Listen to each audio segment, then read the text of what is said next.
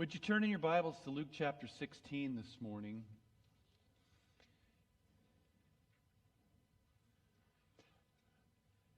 There was a phrase that Jesus said in the last time we gathered in chapter 16. He basically talked about the Pharisees. And they talked about money. And one of the things, kind of the last commentary, he says about them is that they loved money. And that theme is carried on in this passage today. Many of you have probably heard the story of the rich man and Lazarus. And it comes right on the heels about serving God and mammon or money. And so there's a lot of things that are going on in this story that I think hopefully that I can unpack this morning so that we can grab a hold of what Jesus is really saying. But Luke 16 verse 19 through 31 says, "There was a rich man who was dressed in purple and fine linen and lived in luxury every day." Now again, on the surface, that has some descriptiveness to it. It has some terms that we would understand. He was wealthy, that's we understand. But we may not know to the degree of this man's wealth, at least in the story. This is a parable that Jesus is telling. So in this story, we see that he is a very, very wealthy man, living in luxury every day. Now, even the wealthy at this time, they would throw these big banquets and parties, and they would invite all their friends, and it's this honor-shame where they're trying to elevate themselves in the eyes of the community. But this story is a little bit different because he's not just an elite that throws a party every once in a while. He's living in this type of luxury every single day. So he is set apart as somebody that's incredibly extravagant. In fact, during this time, if you were wealthy or a part of the elite, you would clothe yourselves in white clothes. That was kind of the modest way as an elite person to say, hey, I'm rich, but I'm not prideful about it. But the very fact that Jesus is telling this story and saying that this man is wearing purple, he is saying something very specific about this guy. That he's not just the average elite who is trying to humbly let everybody know that he's got money. He is wearing the color purple, which is the color of royalty. So in some respects, he is acting like a king, even though Jesus does not describe him as royalty himself. He's wearing the clothes of royalty, but he may not be royalty. Does that make sense? So when you get a picture of this guy, he is extremely wealthy. He has all kinds of riches, and we're going to get into the story a little bit about how he lives his life every day. Verse 20 says this: "At his gate was laid a beggar named Lazarus, covered with sores, and longing to eat what fell from the rich man's table. Even the dogs came and licked his sores." Now, that sounds pretty gross to us. In fact, it is. It sounds gross. It is. He was laid at the gate. Again, we're going to get a picture. We have a picture of this wealthy individual who is just lavishly luxurious. He's flaunting his wealth. He's just ridiculously wealthy. And we also have a picture of a beggar by the name of Lazarus who was laid at his gate. There's probably a reason he was laid at the gate, because he was crippled. He couldn't walk. That's the reason why people took him there. So he has a physical issue going on in his life that was prohibiting him from making an income or taking care of himself. We know that he was a beggar and that he was covered in sores. Now, that would automatically make him unclean. You understand that? When you have somebody that has open sores in this day and age, they would have been declared unclean, which means you can't touch them. If you touch them, then you become unclean yourself ceremonially, and then you have a whole process of how to get clean again. So having this guy at your front gate would have been a bit of an annoyance, because if you come to him, touch him, then you have to ceremonially go through the process to get clean again. So you wanted to avoid the uncleanness. It talked about him looking in through the gate, and that he longed to eat what fell from the rich man's table. And again, I even asked the question, is this guy able to see through the front gate? Was he able to see the table that was set? Was the rich man so outwardly motivated that he had his tables outside in the courtyard, that he was throwing these lavish dinners? And that was Lazarus able to actually see the food fall off? Was he longing for just a few crumbs? Because obviously this man is extremely hungry and impoverished. Was the rich man actually able to see him as he's having his party? I'm asking these questions. Now, I'm sure the rich man knew that he was outside of his gate. I'm sure his servants told him, hey, Lazarus is outside your gate again. And I wonder what they even did with him. I wonder what they spoke to him, how they try to run him off, however that is. But here's the part that really kind of sets my stomach, is that even the dogs came and licked his sores. Now, we have an image in our mind of our pet dogs at home that come and, lap us and give us little kisses and all those kind of things. That's not what this is. The term actually means that these are wild dogs. They aren't domesticated pets. They're actually scavengers. And they are coming to this man in his lowly state, his crippled state, his beggar state. He's all these sores that are open wounds. And they are actually like scavenging his body. And they're trying to eat his flesh. Now, I don't know if you get a picture of the difference, the stark difference that Jesus is painting in this picture. You get somebody that has everything going for them. At the same time, within just a short proximity of a few feet, you have this beggar by the name of Lazarus who has absolutely nothing and is tormented every day of his life. And did you notice that the rich man's name is not even mentioned? That's significant, actually. It's the poor man's name, Lazarus, that's mentioned.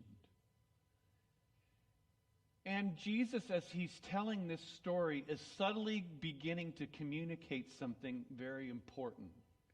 You see, if you don't have a name, or someone doesn't speak your name, or in a story like this that your name is not articulated, it is kind of a little subtle jab. Basically, Jesus, in a very subtle way, was dishonoring this rich man and honoring the beggar Lazarus.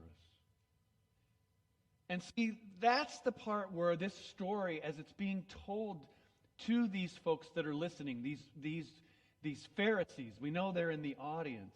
This is the point where they start going, wait a minute, there's something not quite right with this.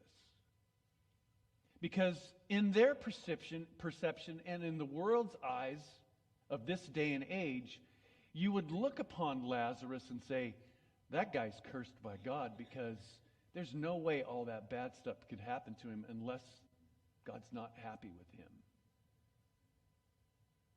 You just look sheerly at his circumstance. He's crippled, he's a beggar, he doesn't have any way to take care of himself, he's got sores all over him, the dogs are attacking him. That guy's definitely cursed by God. But yet in the story, this man Lazarus is named, and the rich man is shamed.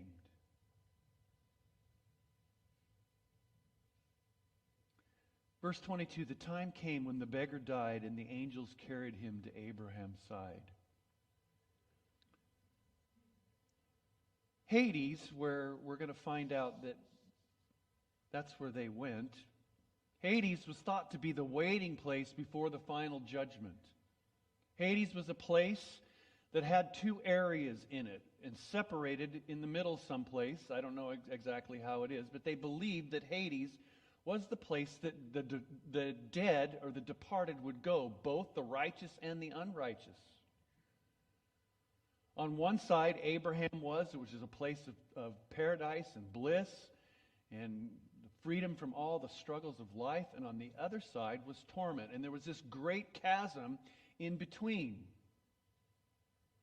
And so we see that the beggar dies. Who's the beggar? Lazarus. And it doesn't even mention the fact that he was buried. So we actually can assume that this guy was taken and thrown into an open pit. That's how they did it. They just dug a hole, threw him into a pit. There was no safety of this burial place, and actually what happened in many cases is the wild animals would come, they would dig him up, and the rest of it is up to your imagination. So even in death, his body is defiled, and once again it would reinforce this guy is probably cursed.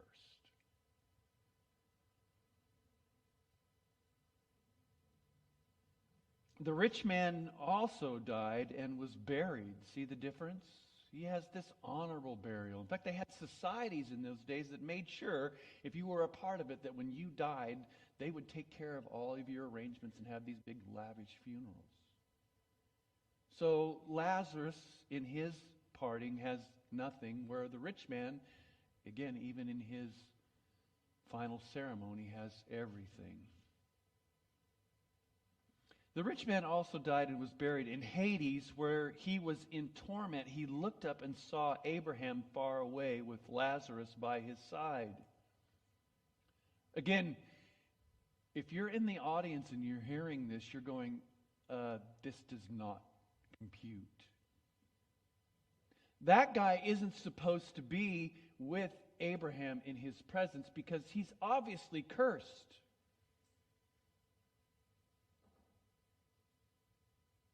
But he is at Abraham's side, and it's a complete reversal of fortunes.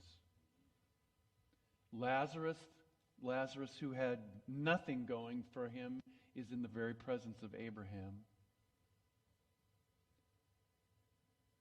And the rich man who had everything is in torment.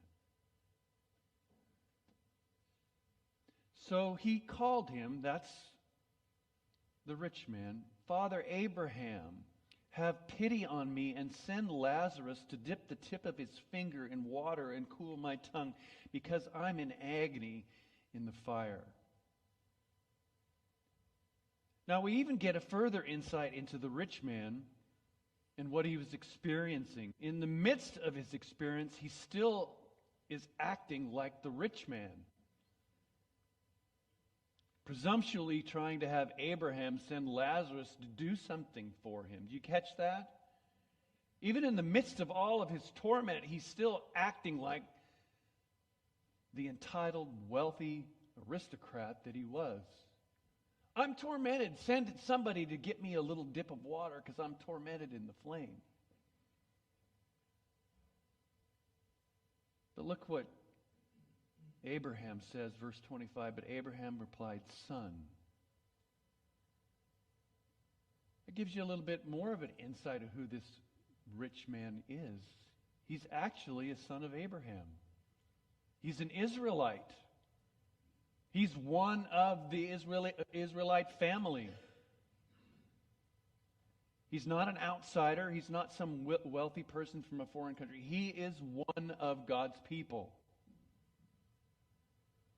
Remember that in your lifetime you received your good things while Lazarus received bad things.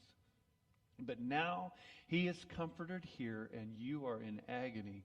And besides all this, between us and you, a great chasm has been set in place so that those who want to go from here to you cannot, nor can anyone cross over from there to us.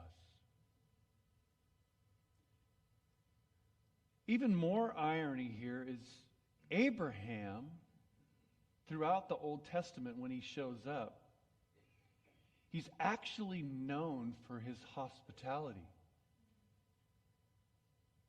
Remember when he welcomes the angels that he doesn't know that are angels, and he takes Lot, and he's always welcoming and bringing hospitality to people. He's a very wealthy, rich man that God made him that way, blessed him, but he's always sharing his resources. So he was known for his hospitality.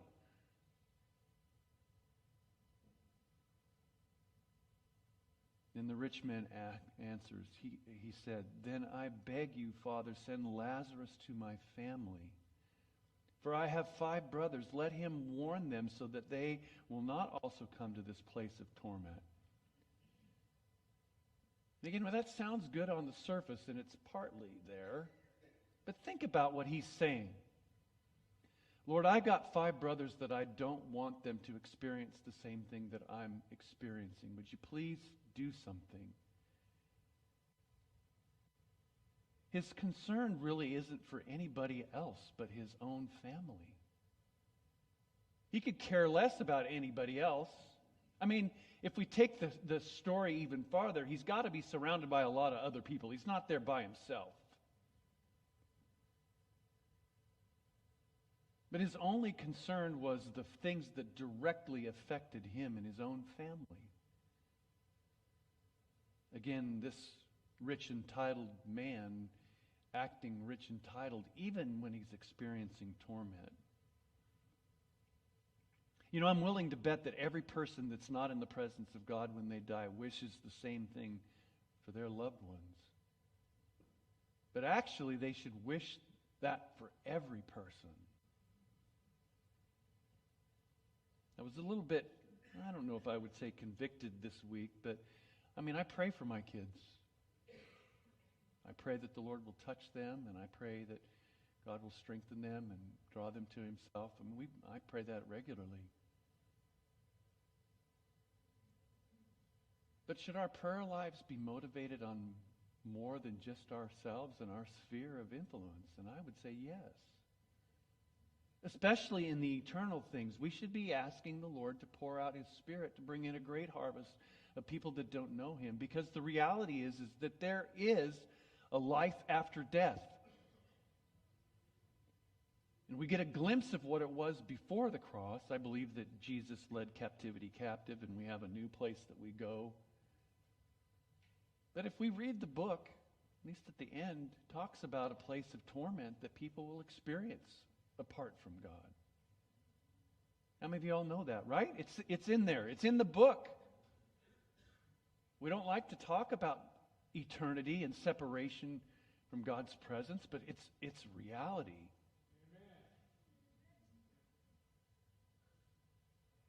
People that die without Jesus Christ are separated from him for eternity.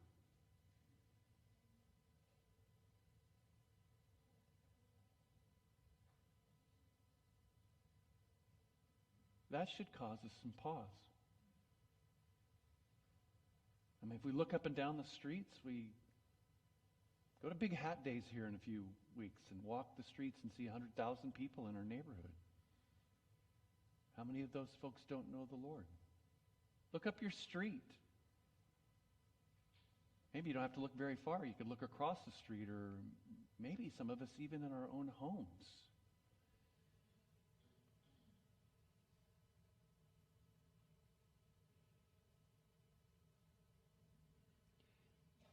So Lazarus says, I beg you, Father, send Lazarus. The rich man says, send Lazarus to my family, for I have 5 brothers. Here's what Abraham replied. They have Moses and the prophets. Let them listen to them. Why did he say that?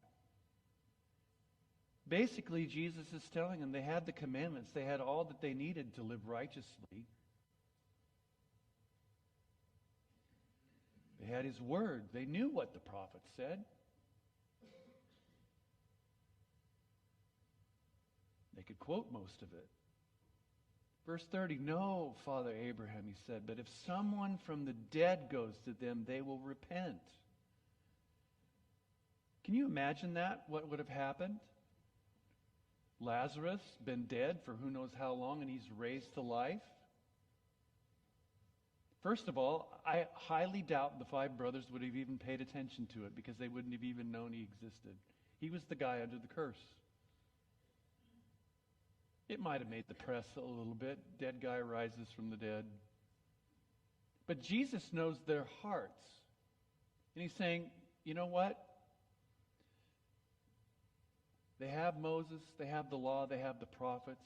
And yet, even if someone raises from the dead, they won't believe.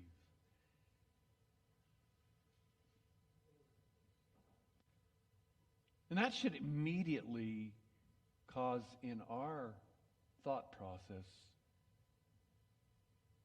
somebody else who died and rose from the grave. I mean, think about it. Jesus rose from the dead right smack dab in the middle of their religious area in the city of Jerusalem. And today, still, people don't believe. It should cause us to be reminded of Jesus. You see, the difference here is that a true son of Abraham would have been kind. A true son of Abraham would have been generous.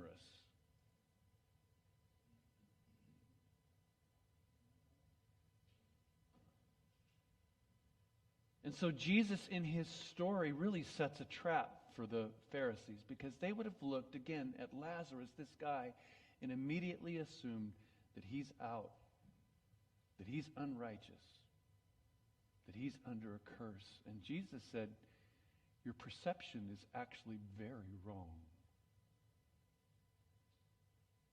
I see things much differently than you do. How many of you agree sometimes our perception isn't what it should be?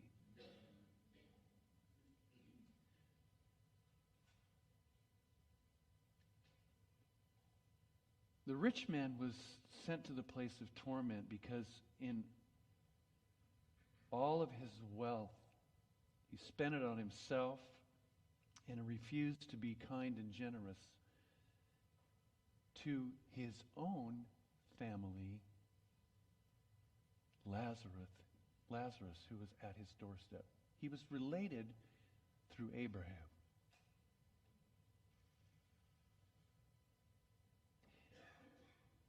The name Lazarus means God helps. It's interesting, too, that the helps part, his name is divided in two parts. The first one representing, again, that God helps. The second part, the helps part, actually the term that's associated with that part is a military term, which is really, really interesting. Because his name means that God helps, but it also says something about the type of help that's coming. It's not like helping a little old lady across the street. It has a term that can be used in a military action. So God, in this case, doesn't sound like he's potentially all that pleased with how Lazarus was treated. And I have to believe that Jesus understands the name Lazarus and that he used it on purpose because of exactly what it meant. You want to get on the bad side of God?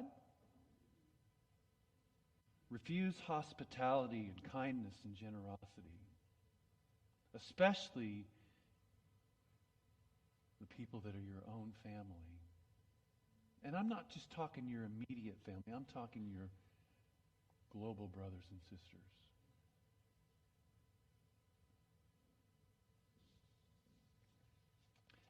I read one quote this week. It says, when you have more than you need, build a bigger table, not a higher fence.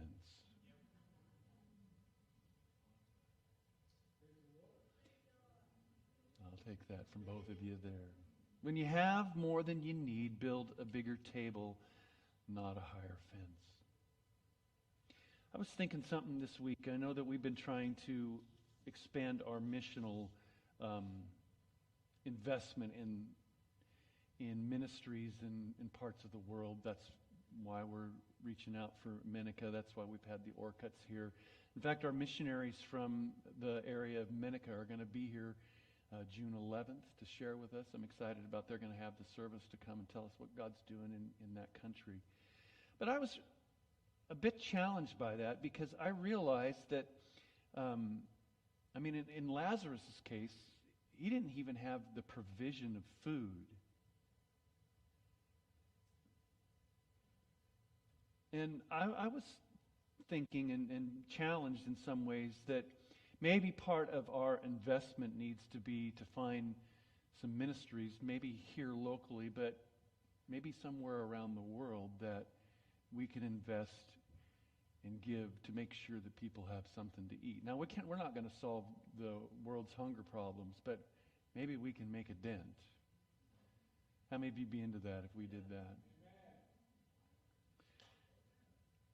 And I think we'll investigate that.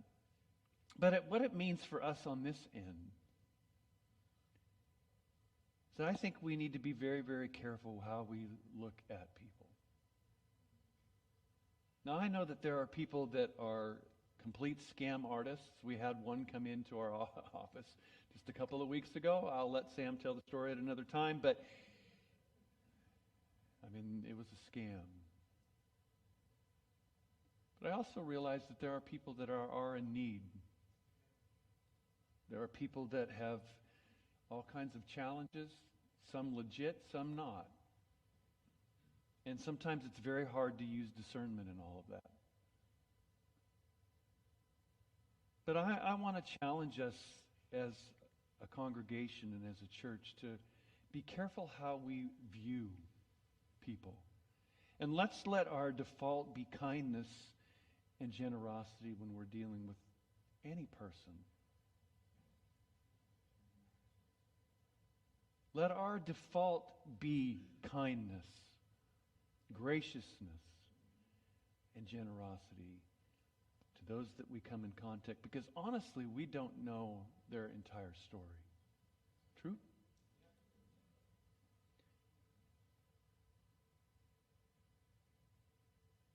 Let's not make the same error that in our